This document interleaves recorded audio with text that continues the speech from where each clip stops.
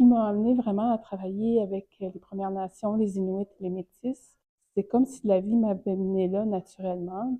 Ma mère est Anishinaabe, c'est infirmière, donc c'était pas quelque chose qui était complètement inconnu chez nous. Et moi, mon fil conducteur, c'est surtout santé de la femme au départ. Et maintenant, c'est vraiment santé de nos membres de toutes nos communautés qui se ramassent à Montréal, donc des Autochtones en milieu urbain.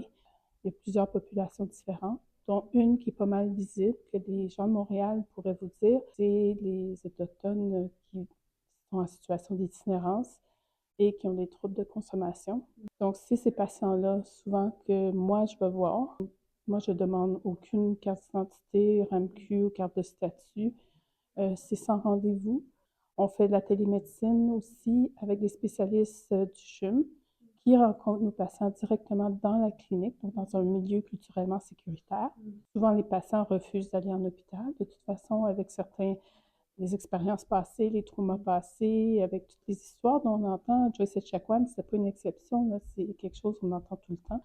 Et ça permet en même temps de créer un lien de confiance avec le professionnel de la santé spécialiste, ce qui fait en sorte que peut-être plus loin, down the road, comme on dit, ce patient-là va accepter d'aller voir le médecin en personne dans son bureau à l'hôpital. Ça permet aussi à d'autres professionnels de la santé à comprendre un peu plus comment nos gens fonctionnent, nos façons de voir le monde.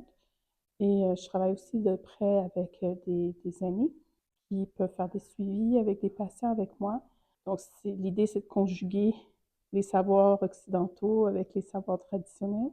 Ça demande une approche de double regard, de voir avec un œil qui est bien de façon occidentale et de voir avec l'autre œil ce qui est bien de façon traditionnelle, puis d'essayer de voir avec les deux yeux. On ne va pas imposer des traitements ou imposer des façons de faire sans que la personne soit prête à cheminer.